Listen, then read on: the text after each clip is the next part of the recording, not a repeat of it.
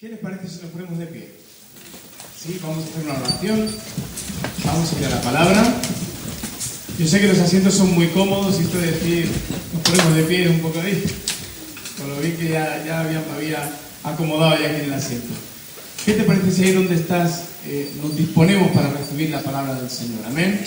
Hoy es un día especial, seguro que todos hemos hecho un esfuerzo para estar en este lugar porque apetecía quedarse en casa calentito, ¿verdad? Pues está lloviendo, hace frío, pero Dios tiene algo preparado en este día para nosotros. Amén. Señor, estamos agradecidos en esta tarde de poder estar en tu casa. Señor, gracias porque este es el mejor lugar donde podíamos estar. Hemos tomado la mejor decisión en esta tarde de venir a tu casa a recibir tu palabra. Señor, queremos disponer ahora nuestra vida, nuestro corazón, nuestra mente. Señor, sabiendo que tu palabra nunca vuelve vacía. Señor, queremos ser, Señor, un buen recipiente para recibir tu palabra. Señor, en esta tarde, Señor, echamos fuera de nuestra vida, Señor, toda distracción, todo pensamiento, Señor, que no es conforme a tu palabra, Señor, y le decimos a nuestra mente, Señor, que se abra para recibir tu palabra, que nuestro corazón es una buena tierra para recibir tu palabra, y declaramos en el nombre de Jesús, Señor, que el propósito que tienes en esta tarde lo vas a cumplir con cada uno de nosotros.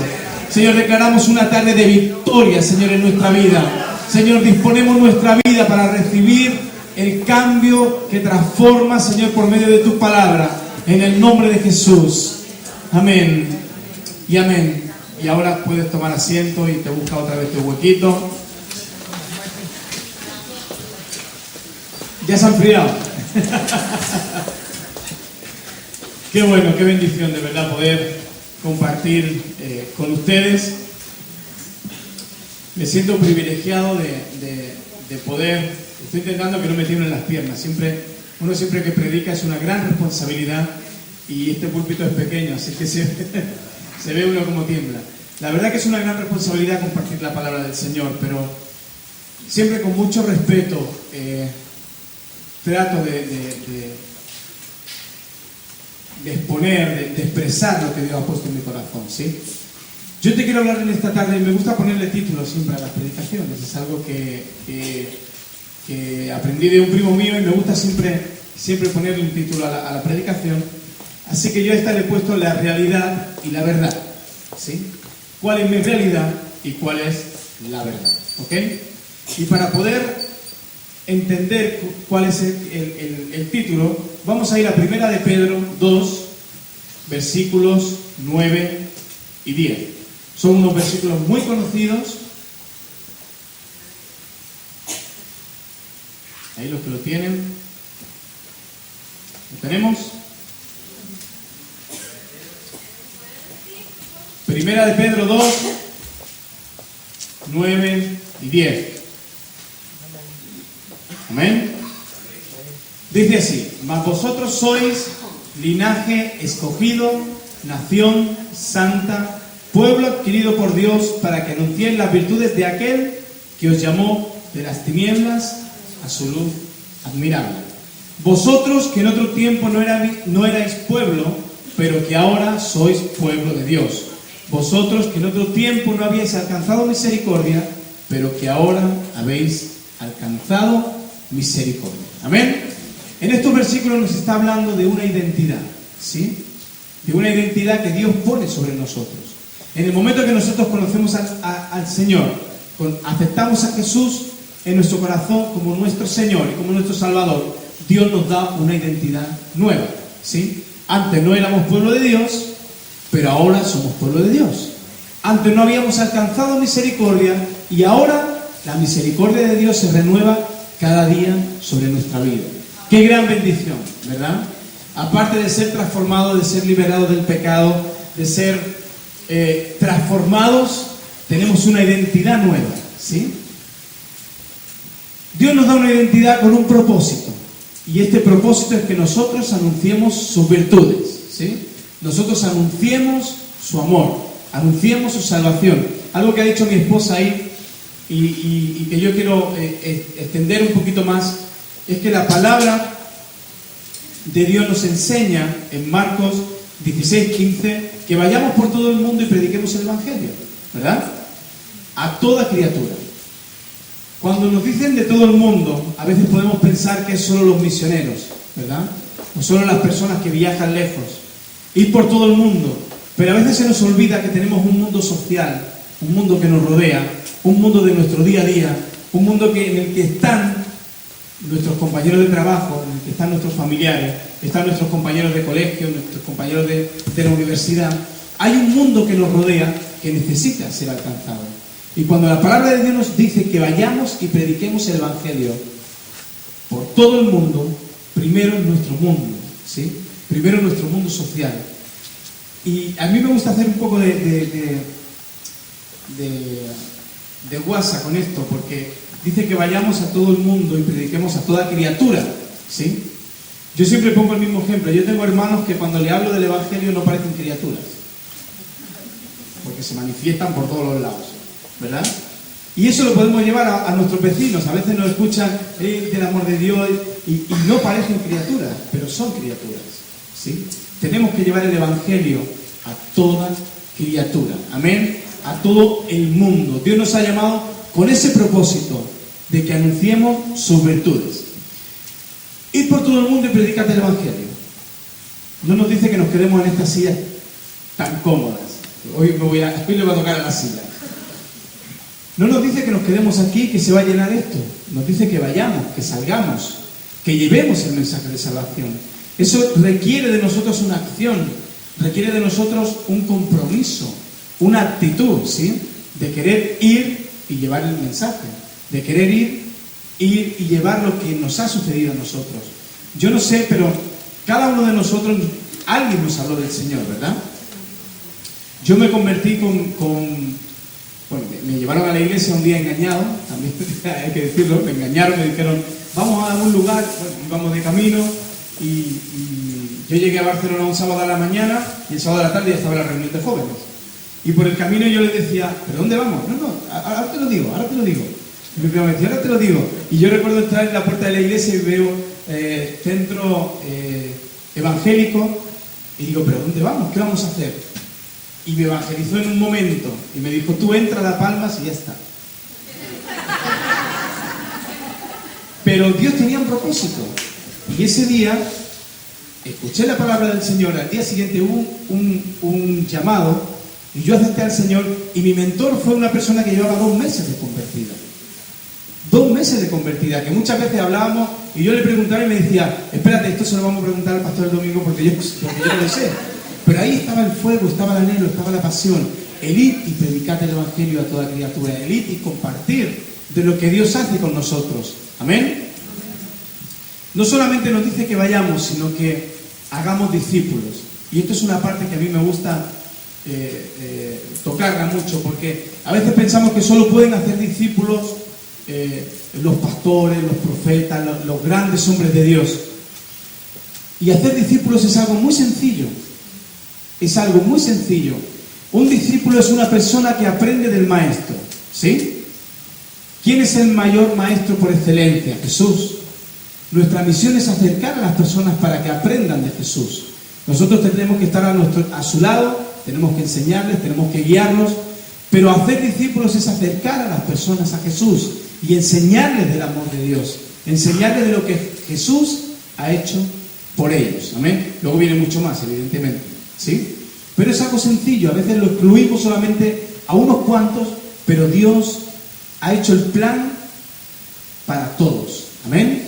Para todos, y en eso estoy yo incluido, y está usted, y estamos todos incluidos. Amén. Jesús no solamente nos da el plan, sino no nos dice que vayamos y nos busquemos la vida, sino que nos da todas las herramientas para que lo podamos llevar a cabo, ¿sí? Jesús nos da la autoridad, ¿sí? Marcos 28, 18 dice, Jesús se acercó diciendo, toda potestad me es dada en el cielo y en la tierra. Y en Lucas 10, 19 dice, he aquí yo os doy potestad de hollar serpientes y escorpiones. En estos 2 versículos vemos como Jesús es la máxima autoridad, ¿sí? Es la máxima autoridad. ¿Y qué ocurre? Que en el momento que Jesús se fue de la tierra, yo me lo imagino, esto es mío, yo me lo imagino delante de Dios diciendo, yo le doy la potestad, a Ezequiel, la autoridad para que use el nombre de Jesús a cada uno de mis hijos, a cada una de las personas que me han aceptado como Señor y Salvador. Yo no sé si alguno ha ido alguna vez a un notario y ha hecho un poder para que otra persona use tu nombre, ¿sí? Tú le estás dando todo el poder a esa persona para que use tu nombre, para que use tus cuentas, para que use lo que tú le das a esa persona, ¿sí? Nosotros ahora estamos preparando la custodia legal de nuestra hija en el caso de que a nosotros nos ocurriera algo, que alguien se quede encargado de hacer lo mejor para nuestras hijas. Nosotros le estamos delegando la autoridad para que estas personas hagan lo mejor con nuestras hijas.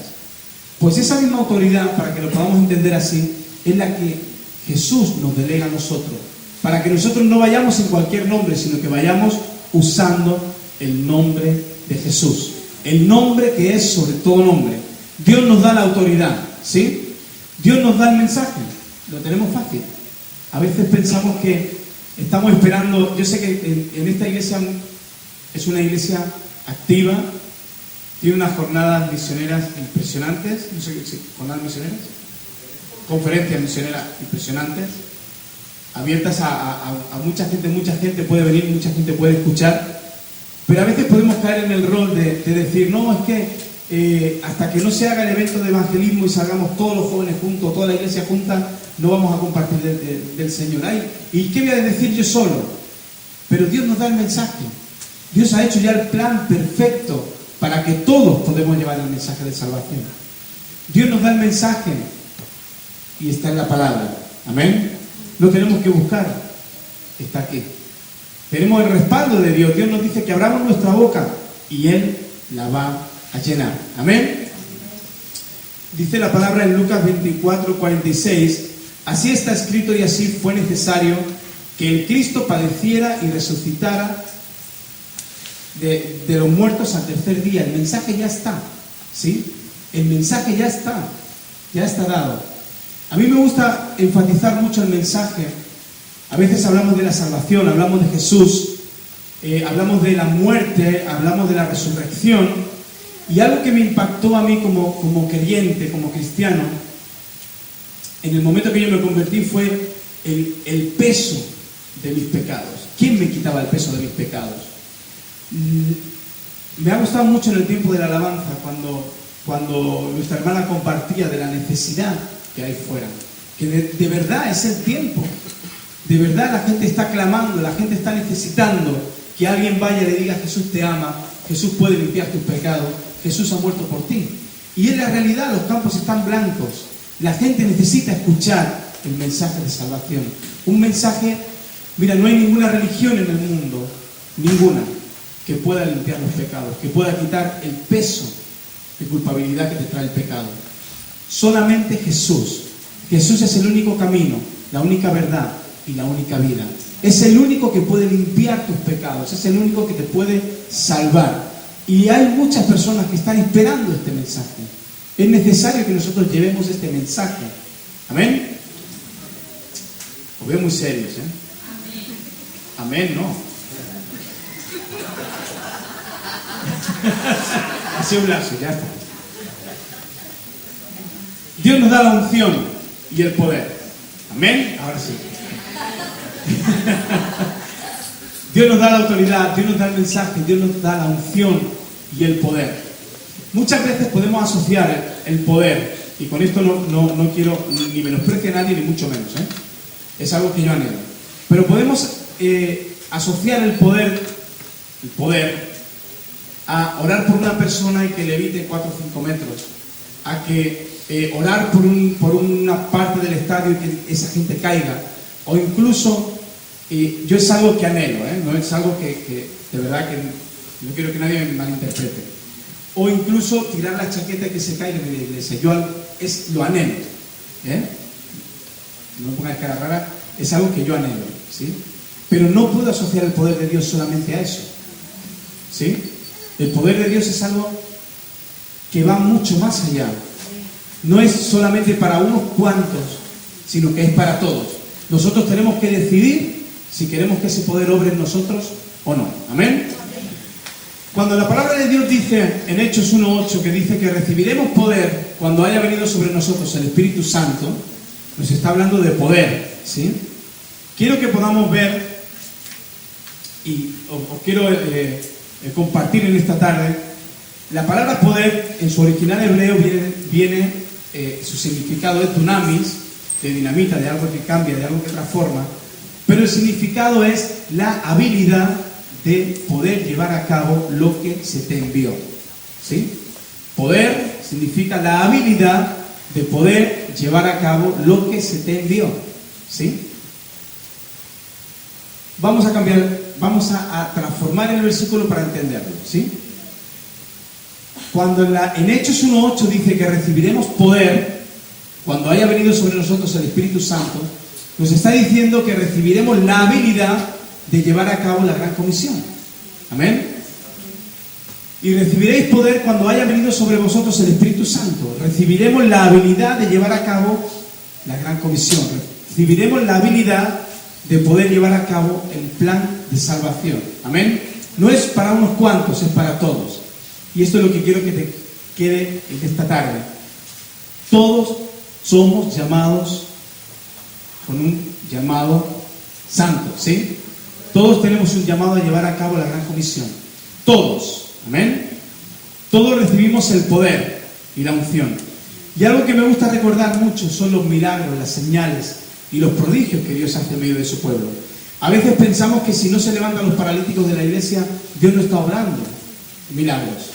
O pensamos que si no hay sanidades, Dios no está obrando milagros, pero Dios está obrando cada día milagros en nuestra vida. Amén.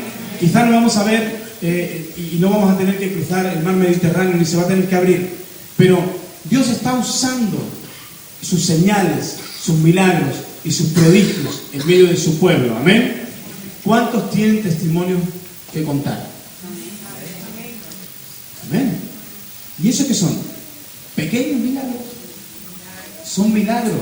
Dios está vivo hoy. Dios está usando su poder para manifestarse en medio de su pueblo. Amén.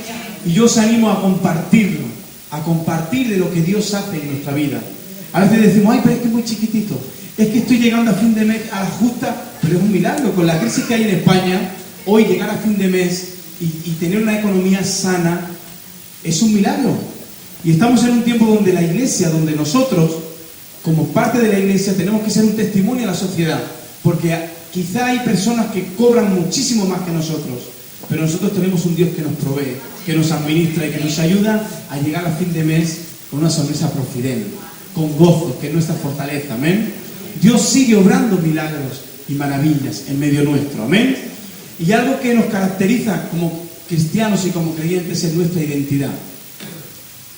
Al principio de la reunión leíamos el versículo donde decía que ahora somos pueblo de Dios, ¿sí? Ahora hemos alcanzado misericordia. Amén. Nos está diciendo que antes no éramos pueblo de Dios y habíamos alcanzado misericordia. Yo te quiero llevar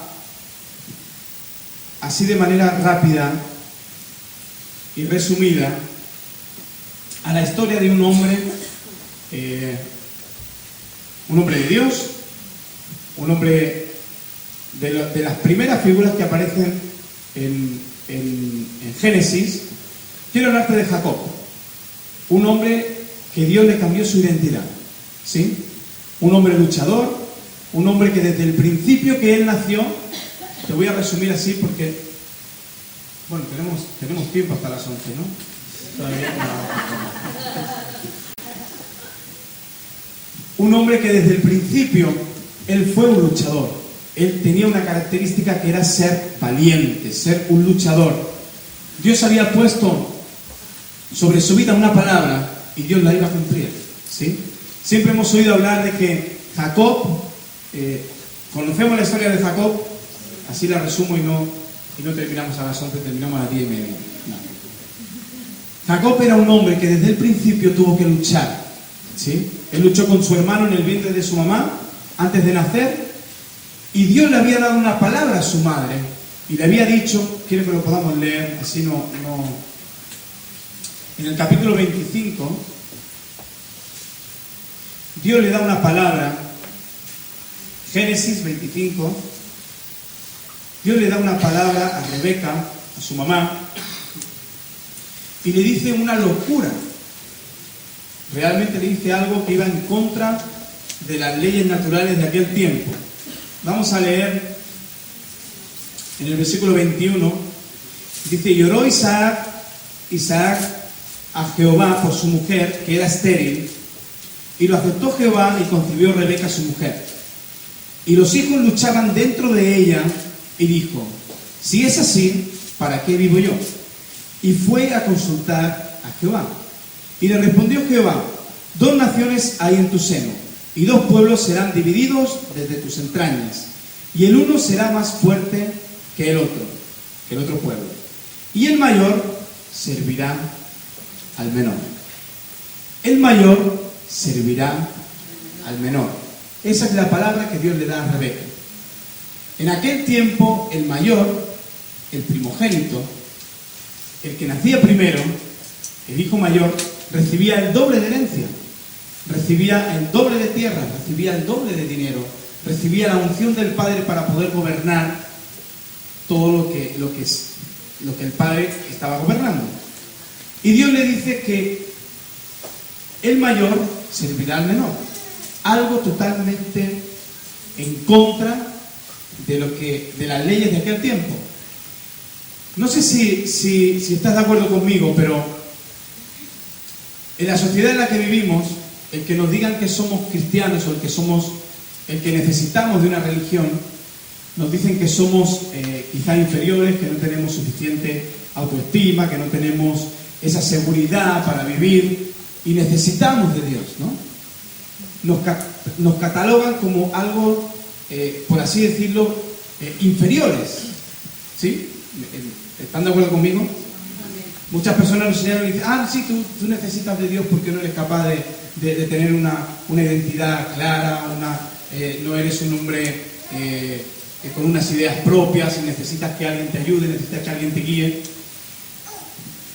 Pero es todo lo contrario. Nosotros lo sabemos, ¿sí? Nosotros somos valientes, y los valientes somos los que arrebatan el reino de Dios.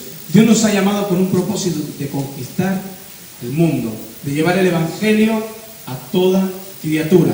Y eso solamente lo pueden hacer los valientes.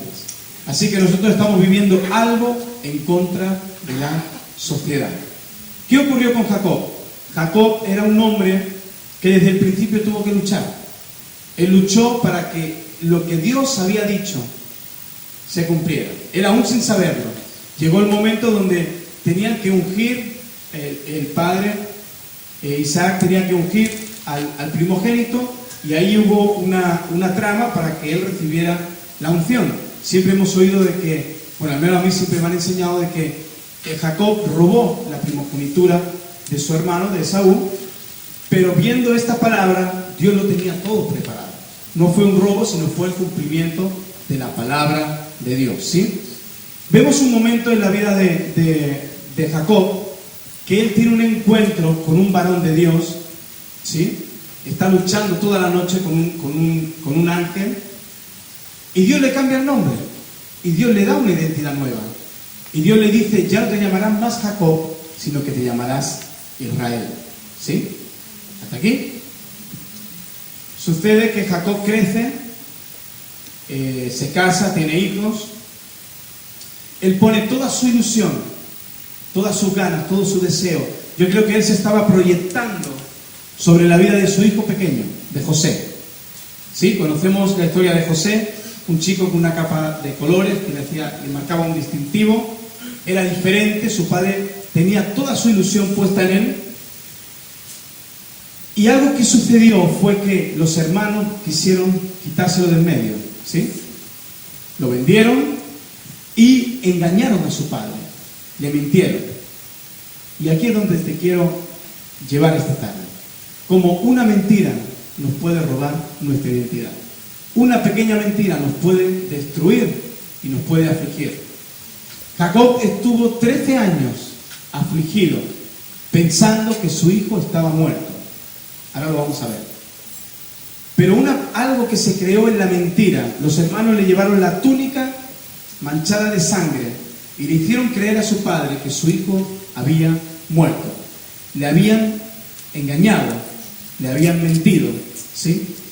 Y Jacob dejó que eso hiciera mella en su corazón. A mí algo que me sorprende de Jacob es que, siendo un hombre luchador, que desde el vientre de su madre estaba luchando, luego estuvo luchando con un varón de Dios toda la noche, salió victorioso.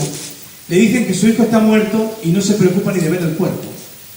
No se preocupa ni de decir, ¿dónde ha sido? Yo quiero ir, quiero verlo, quiero enterrarlo, quiero... Esto me sorprende en gran manera, el poder que tiene la mentira. ¿Quién es el padre de mentira? Y él ha venido a robar y matar y destruir. Y yo creo que algo que pone mucho hincapié el diablo en robar es nuestra identidad como cristianos, nuestra identidad como pueblo de Dios, nuestra identidad como hijos de Dios, nuestra identidad que nos empodera en medio de nuestras aflicciones, ¿sí? Porque sabemos que en la palabra hay más de 3.000 promesas para nosotros. Y cuando la palabra dice que si Dios está con nosotros, ¿quién contra nosotros? ¿Sí? Si nosotros perdemos esa identidad, el enemigo nos puede dañar. El enemigo puede traer mentiras a nuestra vida que nos hagan creer lo que no somos, ¿sí? Que somos unos fracasados, que tenemos una depresión de caballo, que no vamos a salir nunca de esta situación en la que estamos. Si nosotros le damos rienda a una pequeña mentira que nos diga que nosotros no somos capaces, que nosotros todavía no estamos preparados para compartir del Señor, vamos a perder nuestra identidad. Y Dios no quiere que perdamos nuestra identidad. Vamos a ver algo que ocurrió en el capítulo 45.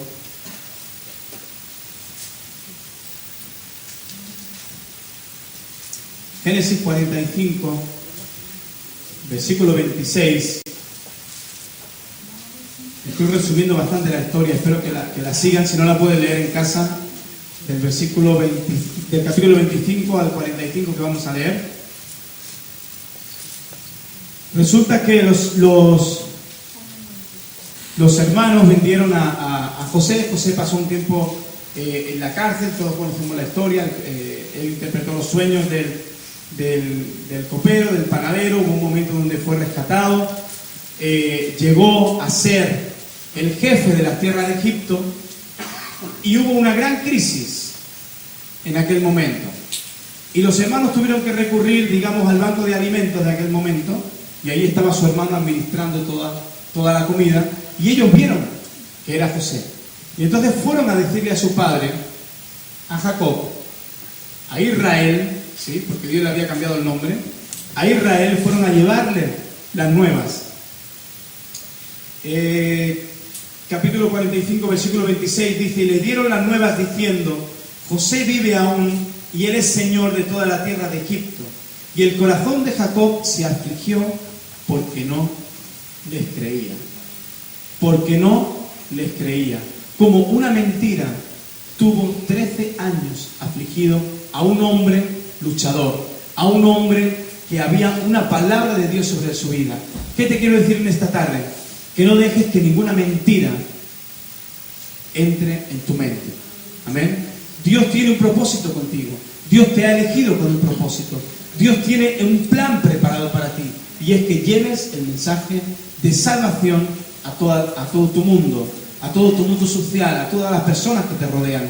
Ese es el plan que Dios tiene contigo. No esperes a ir al seminario, no esperes a acabar los estudios, no esperes no sé, 1000 cosas que puedas pensar, que pueda haber en tu mente. Dios te ha elegido a ti para cumplir ese propósito. Amén. Versículo 27 dice, y ellos le contaron todas las palabras de José que él les había hablado. Y viendo Jacob los carros que José enviaba para llevarlo, su espíritu revivió. Su espíritu revivió. Él tuvo que ver, y aún viendo, aún escuchando a sus hijos, él tuvo que tomar una decisión, y él tuvo que tener fe para creer, ¿sí? Él tuvo que tener esa fe para creer. Pero algo que me sorprende es que 10 capítulos antes vemos en la historia de que Dios le cambia el nombre. Y aquí estamos hablando de Jacob. Jacob había perdido su identidad. Israel significa el que pelea con Dios, el que lucha con Dios. Él había perdido su identidad. Y yo en esta tarde te quiero hablar de que esa identidad de Israel la tenemos todos nosotros. Nosotros luchamos junto con Dios. Dios va delante nuestro. Dios va preparando el camino. Dios va allanando el camino. Y nosotros vamos luchando, pero siempre detrás de Dios. Dios va delante nuestro.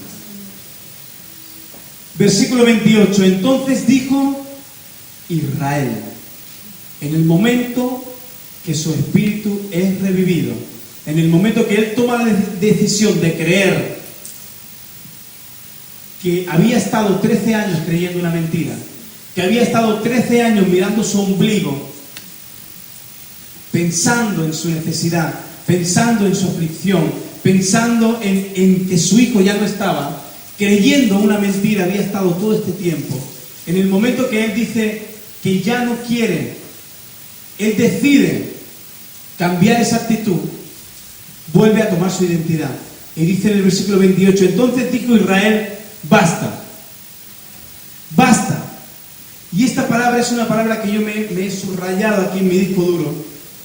Y cada vez que detecto una mentira en mi vida que me dice que no vaya a compartir con esa persona, que todavía no está preparada, que si hoy no he orado lo suficiente, si no sé, 1000 mentiras que te pueden venir a la mente, 1000 excusas, yo le digo basta, basta, hasta aquí. Dios me ha llamado con un propósito y Dios no es un Dios mentiroso. Dios nos ha llamado para que vayamos y anunciemos sus virtudes y Él nos ha dado una identidad para que lo hagamos. Y yo no puedo permitir que ninguna mentira me robe la identidad que Dios ha puesto en mi vida. Amén.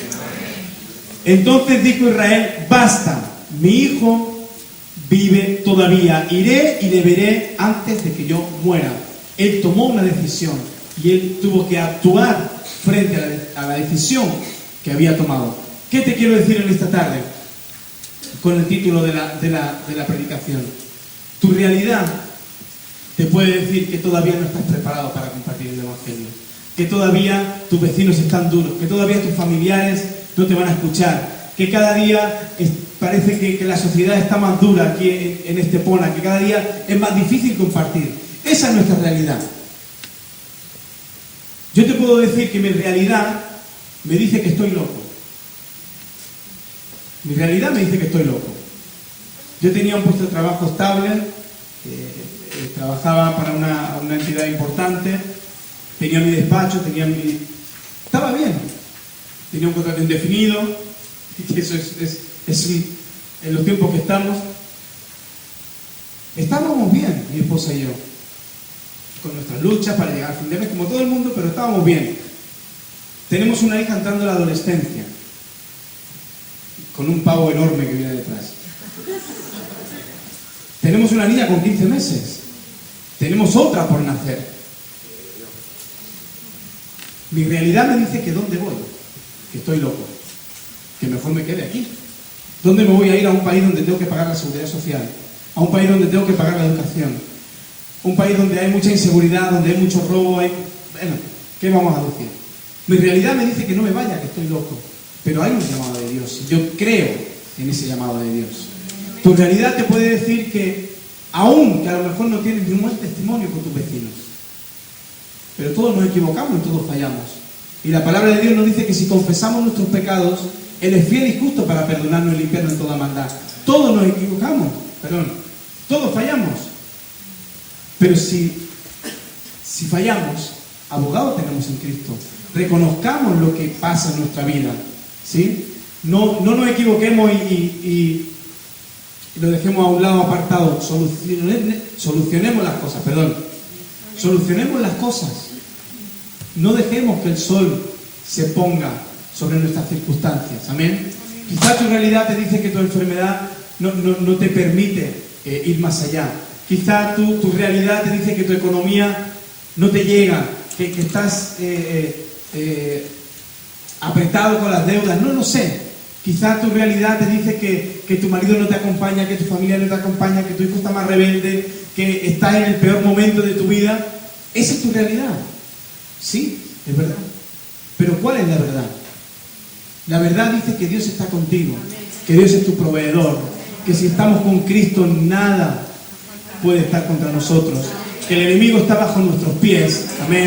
Que la palabra de Dios dice que somos más que vencedores. Amén. Que la palabra de Dios dice que Él nos ha escogido a nosotros para para llevar su mensaje de salvación. Él nos ha escogido a nosotros. Amén. Eso es lo que dice la verdad. Y yo no puedo dejar que mi realidad enturbe la verdad.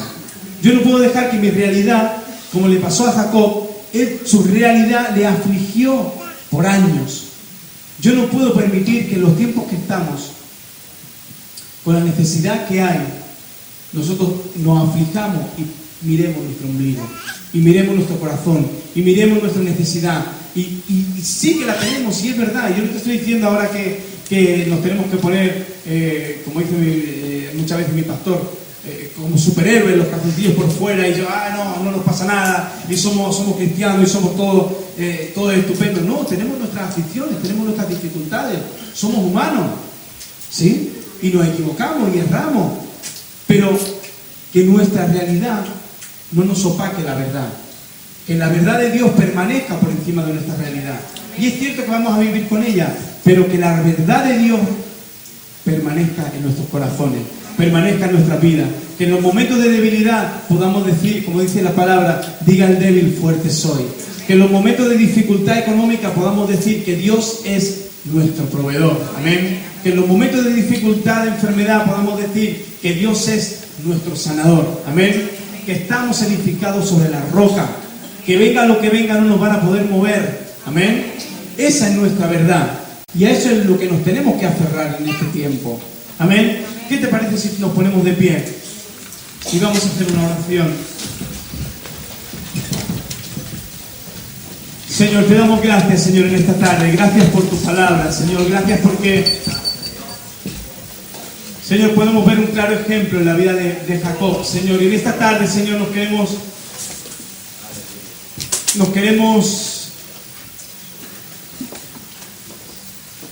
nos queremos conformar, Señor, a nuestra realidad.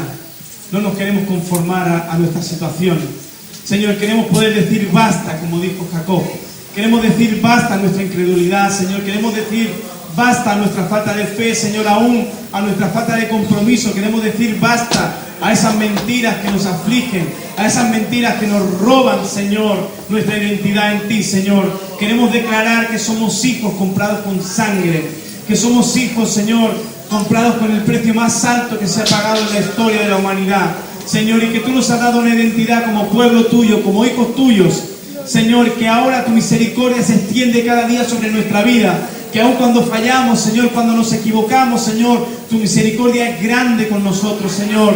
Señor, queremos reconocer que estamos llenos de tu poder, que estamos llenos de tu unción, de tu mensaje, Señor, de tus milagros, de tu identidad, Señor, y queremos declarar, Señor, en este tiempo, Señor, de que por encima de nuestra realidad, por encima de nuestras circunstancias, Señor, tiene que permanecer tu verdad en nosotros. Señor, te pido en el nombre de Jesús, Señor, que a cada uno de los que estamos aquí, aún los que han faltado de esta iglesia, Señor, te pido que sean hombres y mujeres llenos de tu identidad, llenos de tu gracia, Señor, llenos de tu sabiduría, hombres y mujeres entendidos en los tiempos, Señor, Señor, donde no desaprovechan ninguna oportunidad para compartir de tu amor, para compartir de tu salvación.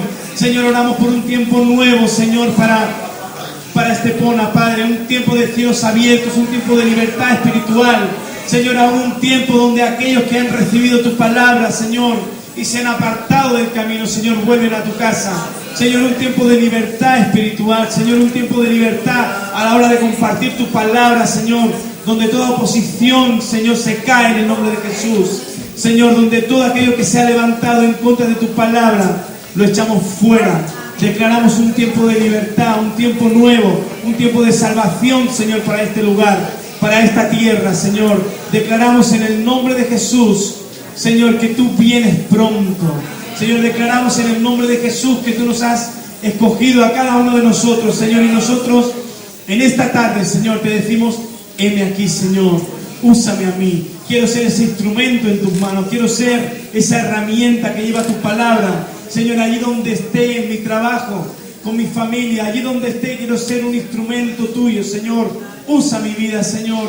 Abre mi oído, Señor, a tu palabra, Señor, y que pueda abrir mi boca con libertad, Señor. Gracias en esta tarde por esta iglesia. Señor, yo la bendigo en el nombre de Jesús, Señor, y declaro tus promesas y tu palabra sobre cada uno de ellos. Señor, te doy gracias en el nombre de Jesús. Amén.